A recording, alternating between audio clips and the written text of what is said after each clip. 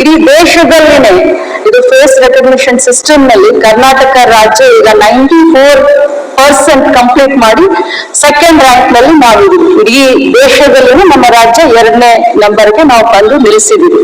ಎಲ್ಲರಿಗೂ ನಮಸ್ಕಾರ. ಫಲಾನುಭವಿಗಳ ಫೇಸ್ ಕ್ಯಾಪ್ಚರ್ ಅಂದ್ರೆ ಮುಖ ಚೆಹರೆಯನ್ನ ಸೆರೆ ಹಿಡಿತಕ್ಕಂಥ ಕಾರ್ಯಕ್ಕೆ ಅಂಗನವಾಡಿ ಕಾರ್ಯಕರ್ತೆಯರು ತೀವ್ರ ವಿರೋಧಗಳನ್ನ ವ್ಯಕ್ತ ಮಾಡ್ತಾ ಇದ್ರು. ಇದಕ್ಕಾಗಿ ಅಂಗನವಾಡಿ ಸಂಘಟನೆಗಳು ಕೂಡ ತೀವ್ರತರವಾದಂತಹ ಪ್ರತಿಭಟನೆಗಳನ್ನ ನಡೆಸಿದರು. ಮುಖ ಚೆಹರೆ ಗುರುತಿಸುವ ಹೊಸ ಪದ್ಧತಿಯಿಂದ ಅಂಗನವಾಡಿ ಕಾರ್ಯಕರ್ತೆಯರಿಗೆ ಆಗ್ತಾ ಇರತಕ್ಕಂತಹ ವಿವಿಧ ಸಮಸ್ಯೆಗಳನ್ನು ವಿಧಾನ ಪರಿಷತ್ ಸದಸ್ಯರಾದ ಗೋವಿಂದರಾಜು ಅವರು ವಿಧಾನ ಪರಿಷತ್ ಕಲಾಪದ ಶೂನ್ಯ ವೇಳೆಯಲ್ಲಿ ಪ್ರಸ್ತಾಪಿಸಿದರು. ಇದಕ್ಕೆ ಪ್ರತಿಯಾಗಿ ಮಹಿಳೆ ಮತ್ತು ಮಕ್ಕಳ ಅಭಿವೃದ್ಧಿ ಇಲಾಖೆ ಸಚಿವೆ ಲಕ್ಷ್ಮಿ ಹೆಬ್ಬಾಳ್ಕರ್ ಅವರು ಉತ್ತರವನ್ನ ನೀಡಿದರು. ಎಲ್ಲಿದೆ ಸಮಸ್ಯೆ? ಅದು ಆರಂಭದಲ್ಲಿ ಇದ್ದದ್ದು ನಿಜ, ಆದ್ರೀಗ ಫೇಸ್ ಕ್ಯಾಪ್ಚರ್ನಲ್ಲಿ ಕರ್ನಾಟಕ ರಾಜ್ಯ ದೇಶದಲ್ಲಿಯೇ ನಂಬರ್ 2ನೇ ಸ್ಥಾನದಲ್ಲಿದೆ ಅಂತ ಖುಷಿಯಿಂದ ಹೇಳಿದರು. ಅದರ ವಿವರಗಳು ಏನು ಅನ್ನೋದನ್ನ ನಾವೀಗ ನೋಡೋಣ ಬನ್ನಿ.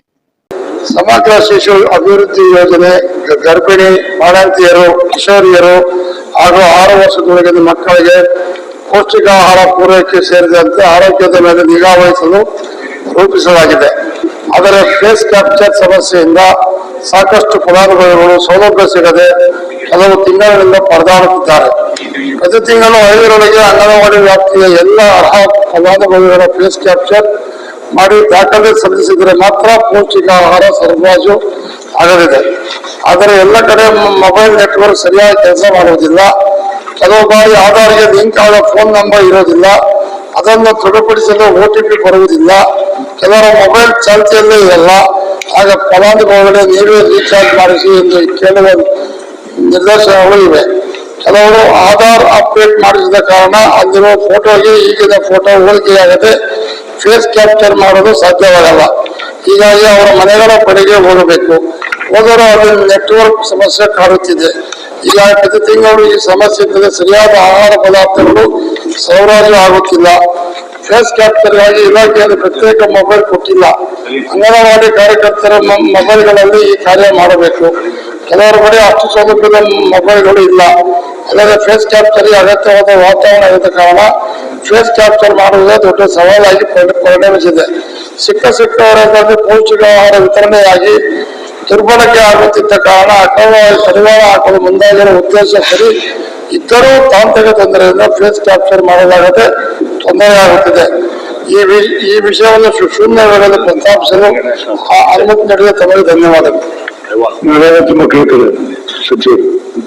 ಸನ್ಮಾನ್ಯ ಸಭಾಪತಿಗಳೇ, ಇದು ಫೇಸ್ ರೆಕಗ್ನಿಷನ್ ಸಿಸ್ಟಮ್ ಅಂತ ಹೇಳಿ ಕೇಂದ್ರ ಸರ್ಕಾರ ಕಳೆದ 3 ತಿಂಗಳ ಹಿಂದೆ ಇದನ್ನ ಇಡೀ ಅಂದ್ರೆ ದೇಶದಲ್ಲಿನೇ ಇದನ್ನ ಇಂಟ್ರೊಡ್ಯೂಸ್ ಮಾಡ್ಬೇಕು ಅಂತ ಹೇಳಿ ನಮ್ಗೆಲ್ರಿಗೂ ಹೇಳಿದಾಗ ನಾವು ಕೂಡ ಈ ರೀತಿ ತಾಂತ್ರಿಕ ದೋಷಗಳಾಗ್ತಾ ಇದಾವೆ. ಯಾಕಂದ್ರೆ ಕರಾವಳಿ ಭಾಗದಲ್ಲಾಗಿರ್ಬೋದು, ನೆಟ್ವರ್ಕ್ ಸಮಸ್ಯೆ ಇರಬಹುದು ಅಥವಾ ತಂತ್ರಾಂಶ ದೋಷಗಳಿರ್ಬೋದು, ಇದನ್ನೆಲ್ಲ ನಾವು ಕೂಡ ಕೇಂದ್ರ ಸರ್ಕಾರದ ಗಮನಕ್ಕೆ ತೆಗೆದುಕೊಂಡು ಬಂದ್ವಿ.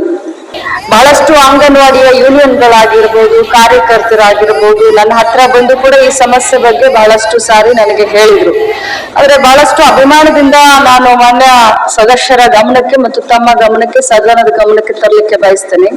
ಇಡೀ ದೇಶದಲ್ಲಿನೇ ಇದು ಫೇಸ್ ರೆಕಗ್ನಿಷನ್ ಸಿಸ್ಟಮ್ ನಲ್ಲಿ ಕರ್ನಾಟಕ ರಾಜ್ಯ ಈಗ 94% ಕಂಪ್ಲೀಟ್ ಮಾಡಿ ಸೆಕೆಂಡ್ ರ್ಯಾಂಕ್ ನಲ್ಲಿ ನಾವಿದ್ದೀವಿ. ಇಡೀ ದೇಶದಲ್ಲಿನೂ ನಮ್ಮ ರಾಜ್ಯ 2ನೇ ನಂಬರ್ಗೆ ನಾವು ಬಂದು ನಿಲ್ಲಿಸಿದ್ದೀವಿ.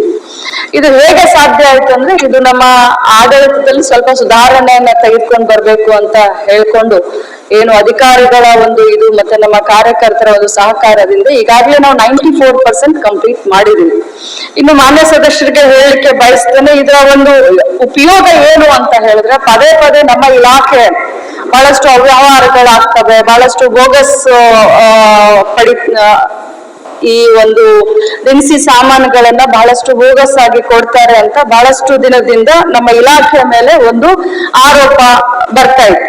ಈ ಫೇಸ್ ರೆಕಗ್ನಿಷನ್ ಸಿಸ್ಟಮ್ ತಂದಿರೋದ್ರಿಂದ ಈ ಆರೋಪಕ್ಕೆ ಎಲ್ಲದಕ್ಕೂ ಒಂದು ಉತ್ತರ ಸಿಕ್ಕಿದೆ. ಯಾಕಂತಂದ್ರೆ ಯಾರು ನಿಜವಾದ ಫಲಾನುಭವಿಗಳಿದ್ದಾರೆ ಅಂತವರಿಗೆ ಅಷ್ಟೇ ನಾವು ಆಹಾರ ಸಾಮಗ್ರಿಗಳು ಅಂದ್ರೆ 6 ತಿಂಗಳಿನಿಂದ 3 ವರ್ಷದ ಮಕ್ಕಳಿಗೆ, ಜೊತೆಯಲ್ಲಿ ಬಾಣಂತಿಯರಿಗೆ ಮತ್ತು ಕಿಶೋರಿ ಮಕ್ಕಳಿಗೆ ನಾವು ಇದನ್ನ ಆಹಾರಗಳನ್ನ ಟೇಕ್ ಹೋಮ್ ರೇಷನ್ ಮಾಡ್ತೀವಿ, ಅಥವಾ ಅಂಗನವಾಡಿಯಲ್ಲಿ ಬಂದು ಅವ್ರು ಊಟ ಮಾಡ್ತೀನಿ ಅಂತಂದ್ರೆ ಅಂಗನವಾಡಿಯಲ್ಲಿ ಕೂಡ ನಾವು ಕೊಡ್ತೀವಿ.